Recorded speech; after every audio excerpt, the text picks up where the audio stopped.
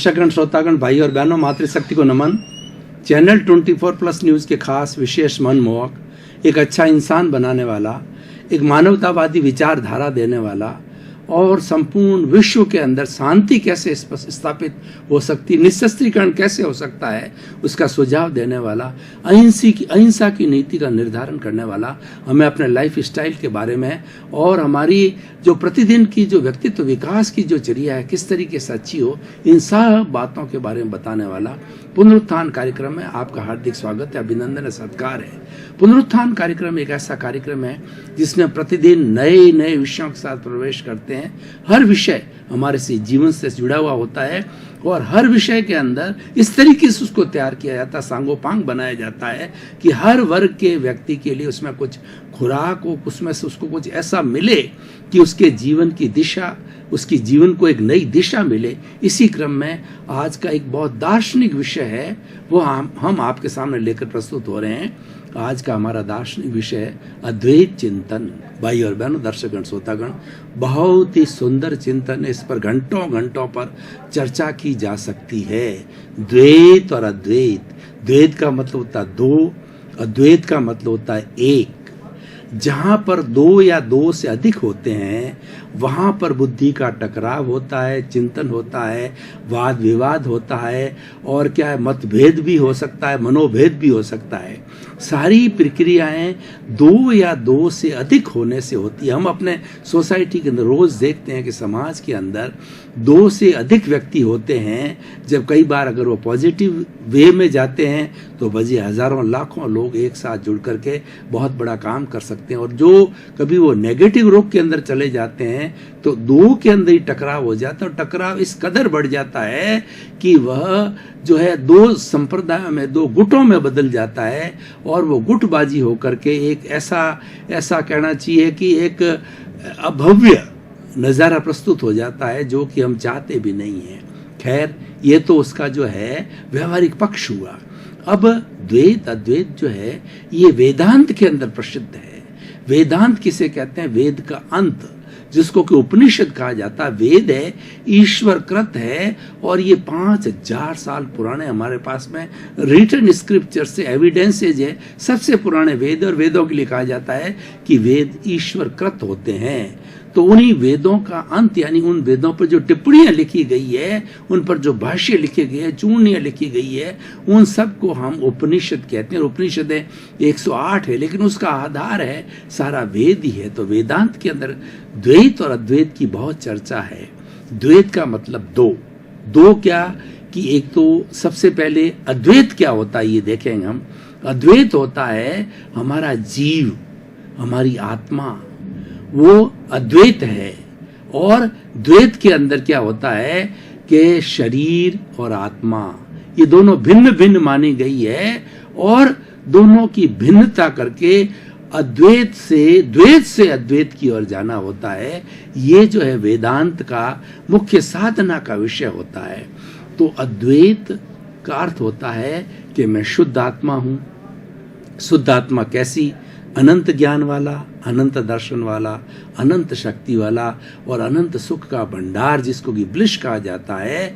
और उस ब्लिस के लिए हम सारा काम करते हैं और हमारी अंतिम सिद्धि, हमारी अंतिम मंजिल होती है, वो ब्लिस होती है, क्योंकि वो ब्लिस के अंदर शाश्वत सुख होता है। जो हमारे जीवन के अंदर सुख आता है वह उसके साथ में दुख जुड़ा रहता है, हर संयोग के साथ वियोग जुड़ा रहता है। इसी कारण से हमारा सुख के साथ दुख होता है, फिर दुख के साथ सुख होता है। इस तरीके से साइकिल चलती रहती है, परंतु हम शाश्वत सुख की खोज करते हैं। वो शाश्वत सुख है, वह अद्वैत के अंदर मिल जाता है, जिसके अंदर एक प्योर आत्मा ही होती है। आत्मा अजर होती है, अमर होती है, अविनाशी होती है। और आत्मा की जो परिभाषा ये है, असंख्य चेतनामय परमाणुओं के पिंड को आत्मा कहा जाता है। वेदांत में इसको जीव कहा जाता है। वेदांत ये कहते हैं कि जीव जो है वो अलग अलग जो जीवित प्राणी है वो सारे जीव कहलाते हैं। और ब्रह्म जो है एक जो चेतनामय शक्ति है और ब्रह्म जो है ना सारे सृष्टि का संचालन करने वाला ब्रह्म होता है। हम ब्रह्माष्टमी, जब जीव जो है ब्रह्म के अंदर विलय हो जाता है, विलीन हो जाता है, तब उसकी मुक्ति होती है और वो जीव रहता है, वो एक तरीके से बद्ध आत्मा होती है और बद्ध आत्मा अपने जो कर्म किए होते हैं, कर्म के अनुरूप ही वो सुख दुख भुगतती रहती है।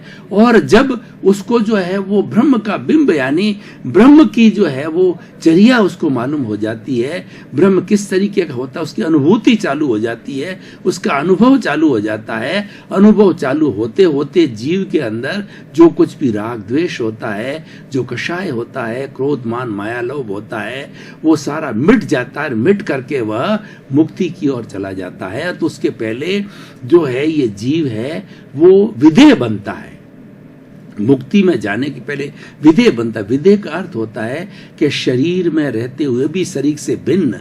उदाहरण के लिए राजा जनक विधेय थे, वो बहुत बड़े राजा थे, उनका परिवार था, राजपाट चलाते थे और जो है वो बुरे लोगों को, अपराधी लोगों को दंडित करते थे, राक्षसों को दंडित करते थे और जो सज्जन लोग होते थे, संत लोग होते थे, उनकी प्रतिष्ठा करते थे, उनको आदर दिया करते हैं। ये उनका जो है इस तरीके से सारा कार्य करते हुए भी वो भीतर के अंदर अलग थे। जो हमारी भाषा में बात करें वो न्यारा थे। वो सोचते थे कि मैं अलग हूँ, मैं शरीर अलग हूँ। इसलिए पूरे जीवन भर उन्होंने ये भेद विज्ञान किया, ये मोक्ष विज्ञान किया, ये अक्रम विज्ञान किया। तो उसको चिंतन करते करते उनको जो है आत्मा की हर वक्त अनुभूति रहती थी। उनके अंदर जपा जप चलता था कि मैं शुद्ध आत्मा हूँ, ये शरीर तो मेरे भुगतान के लिए मिला है। जो कुछ भी मैंने पूर्व में कर्म अर्जित किए हुए हैं उन सब के भुगतान के लिए, उस कर्म फल को प्राप्त करने के लिए ये मुझे राजपाट मिला है,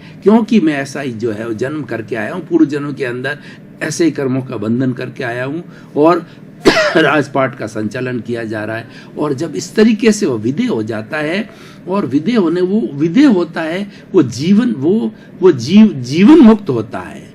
लेकिन जब उसको इस तरीका करते करते ब्रह्म की जो है उसको प्राप्ति होती है, तो ऐसा जीव, ऐसा प्राणी जो है वो विधेय प्राणी जो है, जब जो मृत्यु को अवस्था को प्राप्त कर जाता है, तब वो जो जीव मुक्ति हो जाती है उसकी। पहले जीवन मुक्ति होती है, फिर जीव मुक्ति होती है। तो भाई और बहनों, दर्शकगण, श्रोतागण, अद्वैत का अर्थ होता है शुद्ध आत्मा। शुद्ध आत्मा अजर होती, अमर होती, अमूर्त होती है, दिखाई नहीं देती है, परंतु उसकी शक्ति अनंत होती है। और सबसे बड़ा लक्षण होता है कि वह उसके अंदर चारों तरफ जो सुख ही सुख है, अक्षय सुख का भंडार होता है। वो अव्याबाद होता है। अव्याबाद का अर्थ होता है वो आत्मा किसी को कष्ट नहीं देती है और वो टंकोत्कीर्ण होती है। इसका मतलब है कि आत्मा कभी भी किसी भी जन्म में शरीर के साथ में कई बार जन्म धारण करती है, हर बार जन्म धारण करती है, क्योंकि वो बद्ध आत्मा होती है। और वो बद्ध आत्मा धारण करने के बाद फिर भी वह आत्मा शरीर के साथ में उसका विलय नहीं होता है। दोनों की आइडेंटिटी अपनी अपनी बनी रहती है, दोनों अलग अलग रहते हैं। ये पुद्गल होता है शरीर, और जो हमारी आत्मा होती है वो चेतन होती है। ये कभी भी आपस के अंदर, जीव कभी अजीव नहीं हो सकता, अजीव कभी जीव नहीं हो सकता, दोनों का मिश्रण हो सकता है। तो इस तरीके से ये द्वैत की बात आई, अद्वैत की बात आई। अब हम द्वैत की बात करते हैं। द्वैत के अंदर हम शरीर को देखते हैं, ये शरीर का द्वैत है, और प्रकृति और पुरुष का द्वैत है, स्त्री और पुरुष का रात और दिन का द्वैत है। तो ये जो हमारा शरीर है इसके अंदर द्वैत है। हम द्वैत को सोचे तो हमारा शरीर के बाद जो हम चलते हैं तो 5 इंद्रियां होती है, 5 इंद्रियों के बाद में मन होता है, मन के बाद में चित्त होता है, चित्त के बाद में अहंकार होता है, और अहंकार के बाद हमारा सर्वशक्तिमान आत्मा होता है। बुद्धि के बाद में प्रज्ञा भी होती है, प्रज्ञा आत्मा की रिप्रेजेंटेटिव होती है। वो हमेशा बुद्धि को जो है गाइड करती रहती है। बुद्धि कहीं इधर उधर भटकती है, वो विषयों के अंदर चली जाती है, हिंसा में चली जाती है, कोई गलत कार्य में चली जाती है, कोई कुकर्म में चली जाती है, तो प्रज्ञा है उसको जागृत करती है, उसको हमेशा गाइड करती रहती है। तो ये सारा द्वैत का संसार है। द्वैत का मतलब द्वंद्व। हम जो जी रहे, हमारा जितना बाहरी जगत, ये द्वंद्व का जीवन है, ये हमारा द्वैत का जीवन है। और द्वैत के जीवन के अंदर हमेशा भेद होता है। जैसे कि एक पत्ता गोभी होती है, पत्ता गोभी के अंदर हम देखें, पत्ते के अंदर पत्ता, पत्ते के अंदर पत्ता, पत्ते के अंदर पत्ता, इस तरीके से वो कई पत्तों का समूह होता है। उसी तरीके से हमारे द्वैत के अंदर कई तरह के भेद होते हैं। अद्वैत के अंदर कोई भेद नहीं है। अद्वैत जो है 84 लाख जीव योनियों का, प्राणियों का जो शुद्ध आत्मा भगवान है, सब एक जैसा है। कीड़े का हो, मकोड़ा का हो, राजा का हो, महाराजा का हो, और जो गाय का हो, भैंस का हो, बिल्ली का हो, महावीर का हो, भगवान कृष्ण का हो, भगवान राम का हो, और भगवान जो है वो महावीर का हो, किसी का भी हो, सब का वो जो अद्वैत होता है सब एक जैसा। और अद्वैत बनने के लिए ही आज का विषय लिया गया है कि हम किस तरीके से अद्वैत, जो हमारी विभिन्नताएं, उन विभिन्नताओं को क्रॉस करके हम किसी भी एक के अंदर कैसे विलय हो जाते हैं, एक अकेला हम कैसे बन सकते हैं। तो अब देखिए, हम द्वैत की बात करें, अद्वैत की तो कोई बात करनी, वो हमारा लक्ष्य है और उसके बारे में हमने सारा परिभाषित किया है। हमको जो है वो अद्वैत से बाहर निकलना, अद्वैत से बाहर निकलने के लिए हमें जो है वो हमारा जो अद्वैत है उसके गुणों का चिंतन करना पड़ेगा। और उसके साथ साथ में हमारा जो व्यवहार का जगत है उसमें हमें राजा जनक की तरह बन के रहना पड़ेगा कि हर वक्त हमें चिंतन करना पड़ेगा कि मैं अलग, मेरा शरीर अलग, भेद विज्ञान करना पड़ेगा। और हमें ये चिंतन करना पड़ेगा कि ये मन वचन काया रूपी जो शरीर मिला है, ये शरीर हमारे कर्मों का भुगतान करने के लिए मिला है। आप देखिए कि जब कभी भी एक किसान होता है खेत के अंदर, जब बारिश की सीजन होती है तो खेत के अंदर वो अलग अलग तरह के बीज डालता है। मतलब चाहे जो बीज जो है वो गेहूं का डाले, बाजरा का डाले, मक्का का डाले, कपास का डाले, जिसका भी बीज डालता है तो उसके बाद में उसको एनवायरनमेंट मिलता है, गर्मी मिलती है, पानी मिलता है, सारा जलवायु साथ देता है। वो तो जिस तरीके का बीज डाला जाता है उस तरीके का पौधा होकर के तैयार होता है। ठीक उसी तरीके से हमारी जो भावना है, हमारे जो भाव है, हमारा जो चिंतन है, हमारा जो विचार है, जैसा जैसा हम विचार करते हैं उस विचार के अनुरूप जो है हमारे कॉजेस डलते हैं, वो बीज डलते हैं, जिसको कर्म बीज कहा जाता है। और वो कर्म बीज ही फलीभूत होकर के जो है वो पौधे का आकार लेकर के अगले जन्म के अंदर हमको कर्म फल देते हैं। क्योंकि हर पौधा है वो फल देता है। जिस तरीके से बोया जाता, गेहूं होता है गेहूं का फल देता है, नारंगी होती है तो नारंगी का फल देता है, अनार होता है तो अनार का फल देता है। जो फल है उसी तरह से कर्म का फल होता है। कर्म का फल हम भुगतते हैं और भुगत करके और उसके बाद के अंदर उसमें सुख दुख की जो अनुभूति होती है वो कर्म परिणाम कहलाता है। और जो हमने बीज डाले उसको कॉज कहा जाता है। तो कॉजेज इकट्ठा करने से होता है। तो हमें विधेय रहने के लिए क्या ध्यान देना है कि हमें किसी के प्रति बुरी भावना नहीं करनी है, हमें नए कॉजेज नहीं डालने हैं, हमें जो है कर्म बीज नहीं डालना है, ताकि कि हमारा अगले समय में कोई कर्म फल न मिले। उसके लिए हमें क्या चिंतन करना होता है कि ये जो मेरा शरीर का जो मन वचन काया का संचालन है सारा कुदरत करती। कुदरत एक बड़ा विषय है। वो 6 समवाय को कुदरत कहा जाता है। कौन कौन से समवाय होते हैं? जैसे कि हमारा शरीर है ये चेतन है, और हमारा जो भीतर विराजमान शुद्ध आत्मा भगवान है वो चेतन है, और ये शरीर है वो जड़ के रूप में है। तो एक तो हो गया चेतन कॉन्शियसनेस, दूसरा हो गया जड़ मतलब मैटर, और तीसरा ये है कि जब कोई भी मैटर और चेतन इन दोनों में से कोई भी गति करना चाहता है, इनका मिक्सचर, जैसे मनुष्य का शरीर उसका मिक्सचर है, तो वो गति करना चाहता है तो गति सहायक तत्व पूरे विश्व के अंदर होता है, पूरे जो है वो हमारे इस कॉस्मॉस के अंदर होता है, जगत के अंदर होता है। उसको कहा जाता है मोशन विज्ञान की भाषा में, या हम ये दार्शनिक भाषा में कहें गति सहायक तत्व होता है। व्यक्ति जो गति करना चाहता है तो वह उसको गति मिलती है। और कोई व्यक्ति गति कर रहा है, चाहे जड़ कर रहा है, चाहे चेतन कर रहा है, चाहे ट्रेन कर रही है, चाहे जो है वो जो है हमारी फ्लाइट कर रही है, या मनुष्य दौड़ रहा है, वो चाहता है कि मैं रुकूं। तो रेस्ट तत्व जो है सारी सृष्टि के अंदर होता है, उसको रेस्ट को कहा था। स्थिति सहायक वो तत्व सारे ऐसे पूरे ब्रह्मांड के अंदर, पूरे जगत के अंदर, पूरे कुदरत के अंदर, पूरे कॉस्मॉस में, पूरे नेचर में फैला हुआ होता है। और वो जड़ या चेतन कोई भी जो स्थिर होना चाहता है उसको रेस्ट देता है। उसके बाद में समय होता है, सबसे छोटा समय का यूनिट होता है सेकंड होता है, फिर मिनट होता है, उसके बाद घंटे होते हैं, उसके बाद पक्ष, उसके बाद में दिन होता है, दिन के बाद पक्ष होता होता है, उसके बाद में वो सप्ताह होता है, और सप्ताह होकर के जो वर्ष होते हैं, शताब्दी होती है, और जो 1-2-20 करोड़ा सागर का अवसर्पिणी उत्कर्षणी काल होता है, आरा कहा जाता है जिनको। तो इस तरीके से समय और उसके बाद के अंदर स्पेस यानी आकाश जिसके अंदर हम रह रहे हैं, जो जैसे मैं बैठा हूं, जितनी जगह घेर रहा हूं, ये स्पेस की जगह घेर रहा हूं। हर प्राणी, हर चाहे जो मैटर हो, चाहे चेतनामय प्राणी हो, वो जगह घेरता है। वो जो जैसे कि हमारी स्टूल पड़ी है या हमारी टेबल पड़ी है, तो वो जगह घेरती है, वो जगह आकाश के अंदर घेरी जाती है। अगर आकाश नहीं हो तो एक व्यक्ति दूसरे ऊपर गिरेगा, इससे आपाधापी होगी। और वो जो मैं आपको उदाहरण देकर के बताना चाहता हूँ, कमरा है जो व्यक्तियों से फुल पैक किया हुआ है, और 10 व्यक्ति उस कमरे में आ जाए तो वो जगह नहीं है, इसका मतलब वहां स्थान नहीं है, वहां स्पेस नहीं है, तो वो आपाधापी करके एक दूसरे ऊपर पड़ेंगे, गिरेंगे, और किसी के भी चोट भी आ सकती है। इसीलिए ये सारा स्पेस हमें अवगाहना देता है, हमें जगह देता है। इस तरह से ये 6 द्रव्य मिलकर के उसको कुदरत कहते हैं, उसको सृष्टि कहा जाता है, और उसको जगत कहा जाता है। ये कुदरत जो है ये क्या करती है, एक संजोग जुटाती है।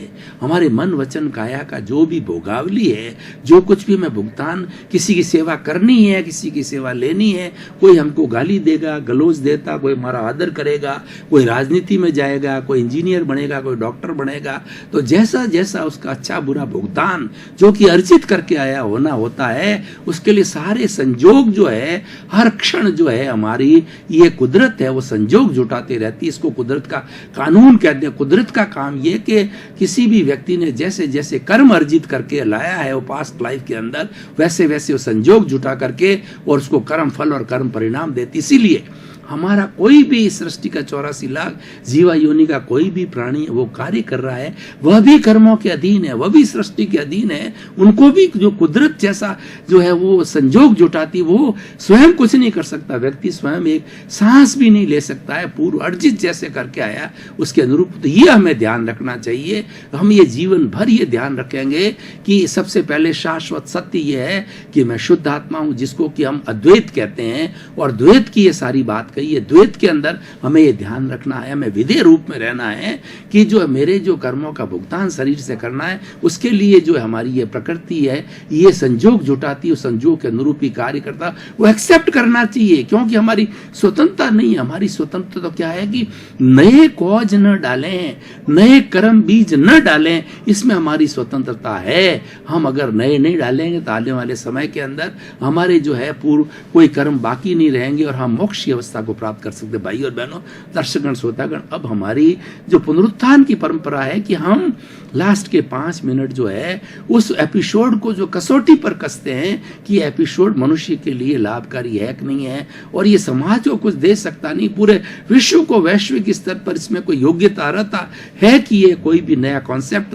कोई अवधारणा या कोई भी सूत्र दे सकता, टिप दे सकता, तो मैं कहना चाहूंगा कि जो द्वैत और अद्वैत की परिभाषा जान करके उसका वैसे उसके अनुरूप ही जीवन जीना चालू करेगा, तो उसका ये वर्तमान का जीवन सुखी हो जाएगा, आनंदमय हो जाएगा। और जब उसको ध्यान रहेगा कि मुझे नए कॉजेज नहीं डालने हैं, और मैं शुद्ध आत्मा हूं, और मैं कैसा ज्ञाता दृष्टा शुद्ध आत्मा हूं, अनंत ज्ञान वाला हूं, अनंत दर्शन वाला हूं, अनंत शक्ति वाला हूं, अनंत सुख का धाम हूं, ये जपा जब हर वक्त जो है 24 आवर्स जो है हमारे दिमाग के अंदर, मस्तिष्क में जहाँ विचार आते हैं वो चलता रहना चाहिए। बिना बोले जपा जप बोला जाता है, उसको जप भी होता है, अजप भी होता है। हम बोल के करते हो जप कहलाता है, और हम केवल मानसिक चिंतन में रूप में देते हैं तो अजप होता है। तो ये जपा जप कहलाता है। तो हमें वो चिंतन करना चाहिए, एक वो शाश्वत सत्य है, और दूसरा शाश्वत सत्य जो हमारा द्वैत है उसको भी एक्सेप्ट करना चाहिए। ये मेरी भोगावली है, मेरा भुगतान है। व्यक्ति जब ऐसा चिंतन करने लग जाएगा तो आज की हमारी सोसाइटी के अंदर जितने जितने विषमता हैं, देखिए हिंसा हो रही है, और उसके बाद के अंदर आतंकवाद का बोलबाला है, और व्यक्ति डिसऑनेस्ट हो गया है। आज हमारे महिलाओं का शोषण किया जा रहा है, और व्यक्ति के अंदर कितनी लोभ की प्रवृत्ति हो गई है। व्यक्ति जो प्रकृति का दोहन कर रहा है, व्यक्ति लोभी हो गया है, और 5 इंद्रियों में इतना लुब्ध हो गया है कि उसको सनातन सत्य के बारे में, कुदरत का कानून को जानने के अंदर कोई भी इंटरेस्ट नहीं है। दर्शकगण, श्रोतागण, भाई और बहनों, आपका बहुत बहुत धन्यवाद। आप पुनरुत्थान कार्यक्रम देखते रहिए। चैनल 24 के पास में बराबर फीडबैक आ रहा है। पुनरुत्थान कार्यक्रम बहुत अच्छा चल रहा है। लोगों को एक नई दृष्टि मिल रही है, और जहाँ दृष्टि होती है वहाँ सृष्टि होती है। और ये हमारा पुनरुत्थान कार्यक्रम का उद्देश्य क्या है कि दशा बदल दो, दिशा बदल जाएगी, क्योंकि हम विश्वास करते हैं कि सर्वे भवन्तु सुखिनः सर्वे भवन्तु निरामया। और हमारा ये उद्देश्य है कि संसार के सभी जीवों को सुख मिले, शांति मिले, आनंद मिले और मोक्ष मिले। उसी क्रम में आपका जीवन आनंदमय हो, मंगलमय हो, सुखमय हो। आपके प्रति मंगल भावना, शुभकामना।